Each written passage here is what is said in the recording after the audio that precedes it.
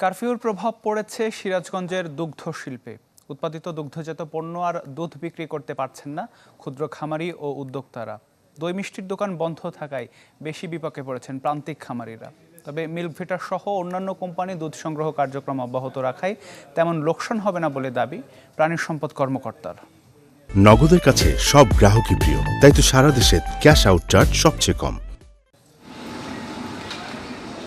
দেশের দুগ্ধ ভাণ্ডার হিসেবে পরিচিত সিরাজগঞ্জের শাহজাদপুর, যেখানে 2 লাখ দুগ্ধজাত গাভী থেকে প্রতিদিন উৎপন্ন হয় প্রায় 5 লাখ লিটার দুধ।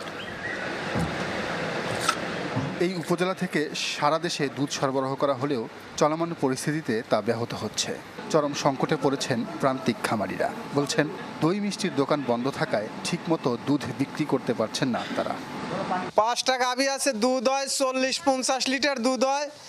এখন এই দুধ গোশের কাছে নিলাম, বেচলাম 50 টাকা লিটার। এখন গোশও এই অবস্থার কারণে গোশ নিতেছে না। গরুর দুধ দিয়ে আমরা যে মালটা বানাই, চিজ বানাই, তরল দুধ আর হলো ঘি, আমরা এই মালটা বাইরে পাঠাতে পারতেছি না। ক্ষুদ্র উদ্যোক্তারাও তাদের উৎপাদিত দুগ্ধজাত পণ্য পাঠাতে পারছেন না অন্য জেলায়। বগুড়া, শেরপুর, টাঙ্গাইল হোটেলে পাঠাই, বাস বন্ধ যাওয়ার পর থেকে আমরা দুধটা পাঠাতে পারছি না। এতে আমাদের বহুত ক্ষয়ক্ষতি দেখা যাচ্ছে। 250 থেকে 300 লিটার দুধ উৎপন্ন হয়। এই দুধটা আমরা সকালবেলা বাইরে বিক্রি করি। গাড়ি ঘোড়া বন্ধ থাকার কারণে আমরা এই দুধটা বাইরে বিক্রি করতে পারছি না।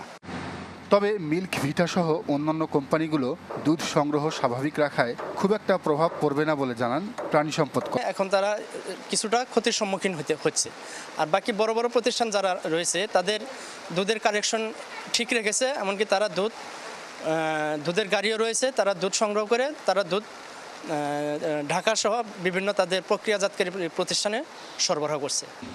উপজেলায় প্রতিদিন দুধ উৎপাদন হয় প্রায় 3 কোটি টাকার।